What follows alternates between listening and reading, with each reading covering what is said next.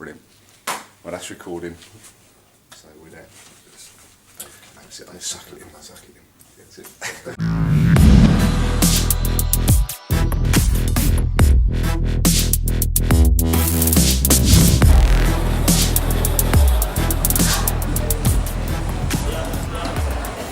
Okay, welcome to Martialpreneur TV, and today we're down at Beatbox MMA in Woking, and we're in the cage, and I've stepped into the cage and I've been confronted with this man. We've got Pete Mercer. Pete?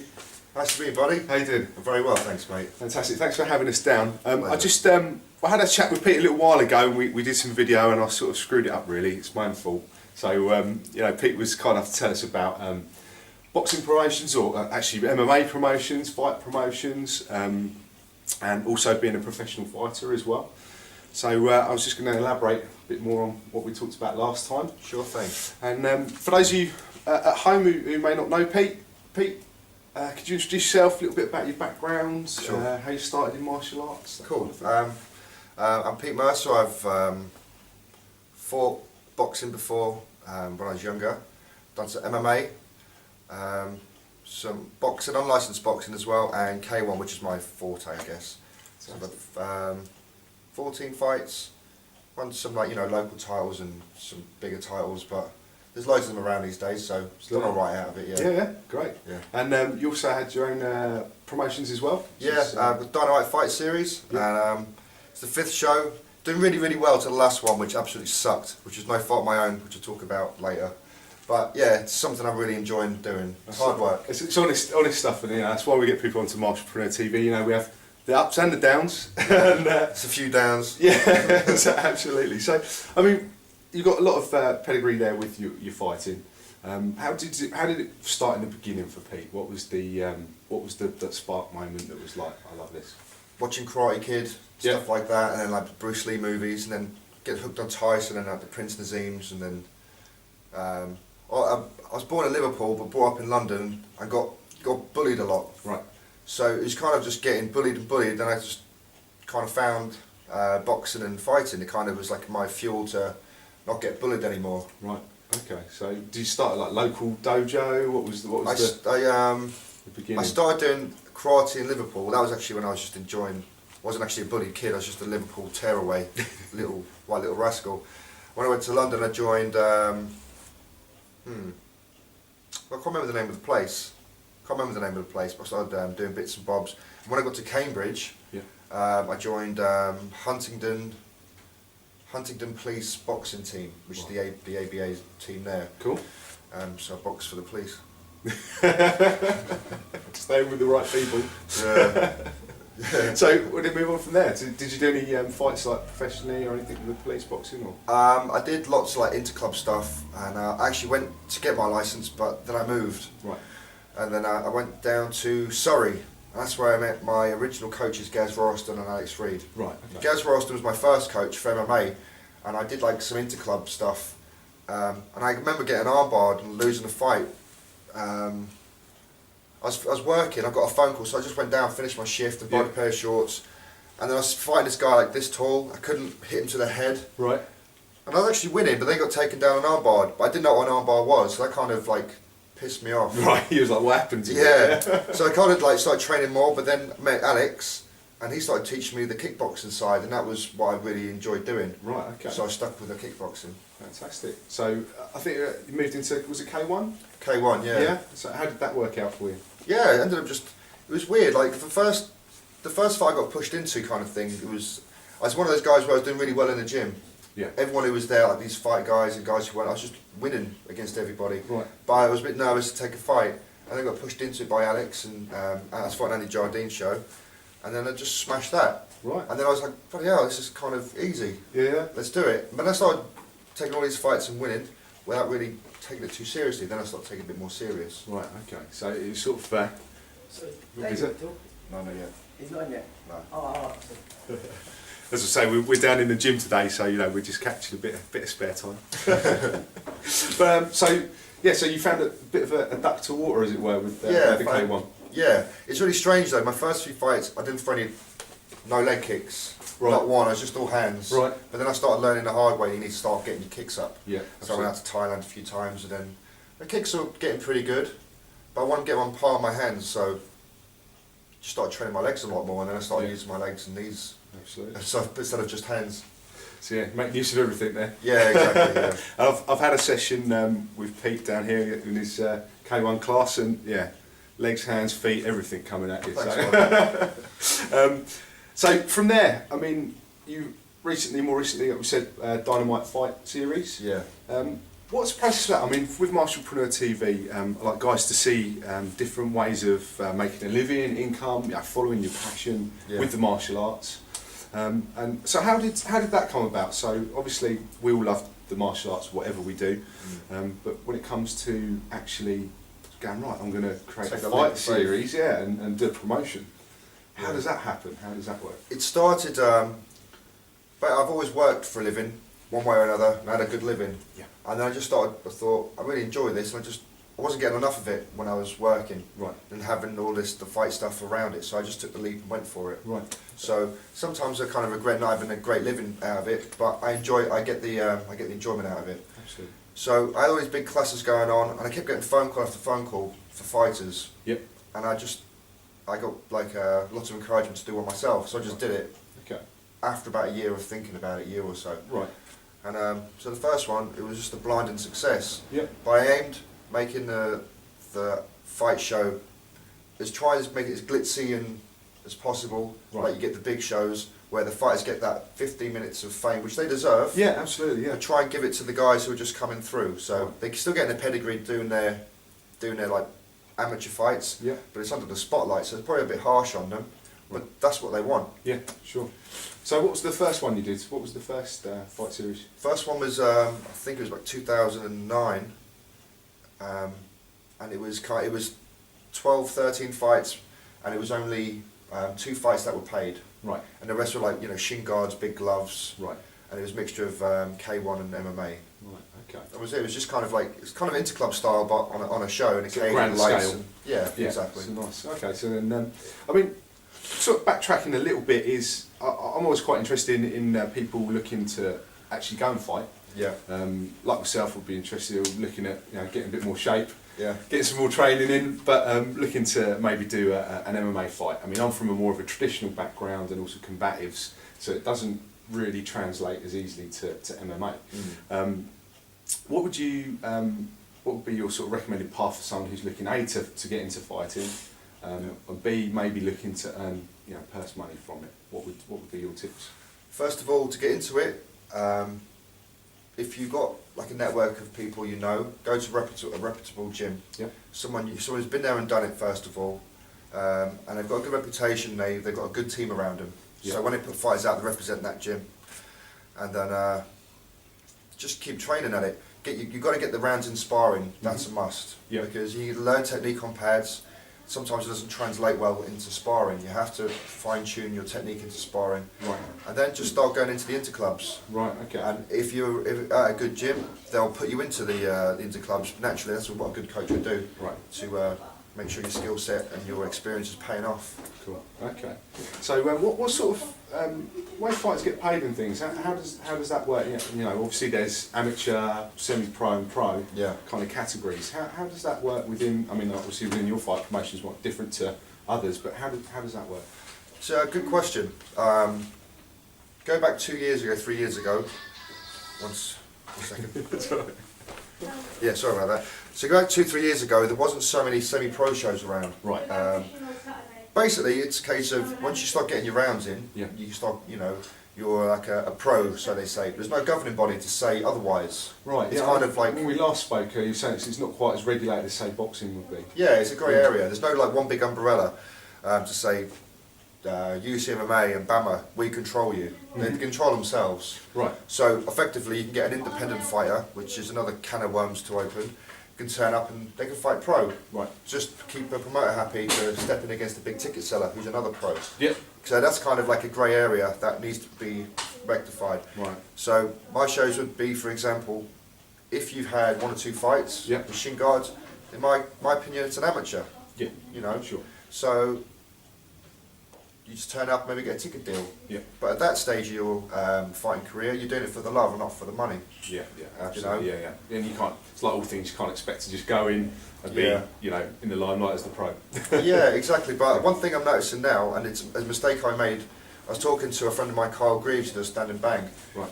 And my last show was just a big disaster with finances. Right. I looked through my purses. Now, like Ollie Thompson, for instance, he was one of the main events on the show. In my opinion, he deserves every penny he's paid. Right. It's obvious why. He's got credentials, he's been there and done it. But then, without naming names, you get these people who come along and demand money. Right. And in my opinion, they're not worth it. Not worth it, yeah. You know. Yeah. But you start doing it because you need to get fighters on the card. Right. And fighters will pay off the promoters against one another to get the money. Right. So that's why me and Carl have been discussing.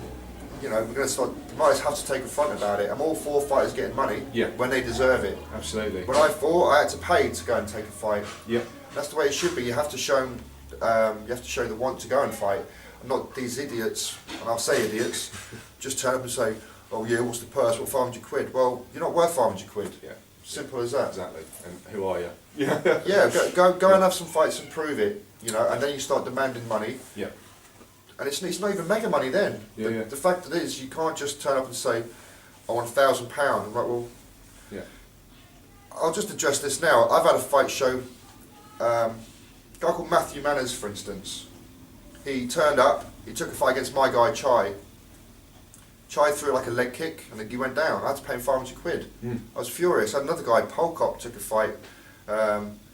He threw like a left hook, and the guy went down straight away, and you're paying good money for these idiots. Yeah. And it pisses me off. Do you think guys that have separate bets between each others and that kind of thing goes on, or are you not really aware of? Or if I know that might go on, right? But if I got a whiff of it, I wouldn't allow it to happen. No, absolutely. I wouldn't partake in that myself. Yeah. But it boils down to these independent fighters that will be like, you know, if I'm representing beatbox and I've got all my mates who train with me, when I go and fight, I'd have to be pinned to the floor to lose. Yeah, you're going to go for it. Yeah. Yeah. And I have that mentality anyway, even if I was, you know, fighting for any gym. But that's the way, in my opinion, a fighter should be. Absolutely. Instead of going, yeah, I'm going to take a fight late notice and I'm going to take £500. That's a knockout. Yeah, exactly. Yeah. It bugs the shit out of me. Yeah. They're just going to drop, so they can go home, and they got £500. Yeah, and I feel like a total mug for paying them. Yeah. But I'm like, you know, I have to pay them because that's my. Yeah. I have to like. Integrity is worth its weight in gold, in my opinion. Yeah, absolutely. I can understand that, and you know, there's bad elements, isn't there? Always that come into gyms. Anyone that runs their own gym and that they come across them. Yeah. Unfortunately, they're there. Sorry for going on. Yeah, that's brilliant. Yeah, it's nice to be honest because you know, part of Entrepreneur TV, we just want to see, you know, don't have to be always rainbows and like everything's fantastic, because we know it's hard. It's hard being a martial artist. It's hard making a living out of what you love, but you know, it's there for all to see. So. Sort of going back to it being unified, you can see that, you know, helping out that kind of situation, making it more professional across the board. Yeah, definitely. Yeah, giving that kind of benchmark. Fantastic. So, sort of moving on from that, really, is sort of where do you see as the main players with respects to coming together and actually unifying? Because I know you said before that there's a few local people that you've worked with that have done good things and sort of talking between different promotions. Yeah, I think the fight game someone has to give an inch. Yeah. Fight shows like mine, like Dynamite Fight Series, will only work. It's not on the top scale. It's irrelevant in the big scheme of things. But when it comes to what I was addressing earlier with purses and stuff, local promoters have to work together. Right. They have to like unite and take a front against the guys. On the main front to try and get it unified. People like Cage Warriors, Bama, UCMMA, you know, I can understand fully why these promoters who make their living out of the show don't want to say, let's give an inch to one another. So it might take, unfortunately, like something bad to happen for the government to step in to either wipe it out or take control. Yep. Once that happens, or they all work together and show a little bit of, you know, see the bigger picture together. Yeah. Again, someone has to give an inch, no one's going to want to do that. Sure. But once someone takes over and starts unifying it, you've got things like Safe MMA which are coming into play. And don't get me wrong, the shows that are run now, they are run really professional. They really are. But it still doesn't get rid of the problem that it needs to be under one umbrella. Yeah. and just to keep everything pulled in. Yeah, and then it will grow. Yeah, absolutely. I mean, you know, it's sort of quite in a fragile state, really, isn't it, at the moment? So MMA, in many respects, you know, sort of public opinion can be from one extreme to the other, isn't it? It's like, you know, it's like just like thugs sort of killing each other in a cage. Human cockfighting, and it's crazy. I can't remember where I read it once, but I think someone said, you know, just the fact that the cage is the problem. You know, what's been going on in the cage is pretty much the same as martial arts has been doing for donkey's years. It's ridiculous. Cage is actually it's safer than a ring to fight in. Yeah, yeah. I mean, I've been to, I think it was one of your fight promotions, and with my cousin, and watched it. It's fantastic. I mean, really good atmosphere, great fun, and you know, it really is a pinnacle of people fighting, and not just fighting, it's skill, showing the skill sets. Yeah, definitely. And you know, human ability in my respect. So, and I think what I like to say is, if you walk down the street and your mum's walking down the street, or your nan, and she walks past a bunch of guys walking out of a pub who don't go and train, they're just a bunch of guys don't do any kind of training. Your nan will feel less intimidated walking past the guys who fight and compete and train, because they'll guarantee be a lot more respectful. Absolutely, yeah, absolutely. That's what the whole fight martial arts brings. It brings that, like, you know, nice nice respectful humbleness, stuff like that. Stuff that you don't see in today's society. Yeah, absolutely. I think the problem with some of the media stuff is that you always just see the fight of the guy with the blood flying out, and those fellas with tattoos in the audience going, you know, but really the guys who train and the guys who put it together have been training a long time in martial arts. Yeah, and they're highly trained athletes. Yeah, exactly, and they instill that ethic. So, you know, I totally agree, I think. But we have to be careful, and sort of going back to what you were saying about making sure that everything runs to a similar standard. Yeah. You know, we don't sort of ruin it for ourselves in the future. Just to add to it. Yeah. Fight. One second. Got one. Sorry. Just to add, like, because the fight shows are getting. Sounds a bit long-winded. Okay. Go to a football match and you get the hooligans there. Absolutely. The police and Interpol are bang on that. Right. So it kind of makes them go somewhere else. Right. I've seen it for myself, where you go to certain fight shows where that's where you find them. It's been major kick-offs. When I did my first show, I had to do, can't remember the form I had to fill in, but I had to do like a risk assessment. And I know most shows have to do it now. Yeah. You have to give the fight card to the police with the names, date of births. Right. They hand it to Interpol for associates, stuff like that. Right. So it is getting dealt with. They could be dealt with better. Yeah, yeah, absolutely. Well, it's good to know, and it is relatively new as well, isn't it? You know, the whole MMA and fight scene compared to most promotions and things that go on. So but it's good to know. I didn't actually realise that. So. Yeah, so if it kind of where there's a crowd, there's always going to be trouble, and there's a fight going on, and there's alcohol. Yeah. But it's in the promoter's interest, who work with licensing police, to have zero trouble. Yeah. So that's why you select your fighters wisely. You have good atmospheres. You need to make it fan-friendly, because if one promoter has a big kick-off, it affects everybody. Right. So what's the future for Pete Mercer? What's next on the cards for you? Just try and build up my team of fighters at the minute. Yep. I was going to have a fight against a guy called Bruce Scott, a boxer. He was coming back out of retirement, and I was offered the fight by Alfie Warren. So I accepted the fight, and he turned me down. That was a boxing match, and I'm a K-1 guy. Right. To be fair, I accepted the fight for the money, and when I accepted it and he took me down, I was a little bit cheesed off. So the reason I took that fight was because, going back to my show, where I had all these fighters come up and then leave on the day. There's one guy I like to put a name out, Jordan Mackay. He turned up and left with all my ticket money. Made some bullshit excuse. He saw his opponent and said I had to go and get hand wraps and left. And since avoided my call. So if you see this, mate, get in touch and pay up.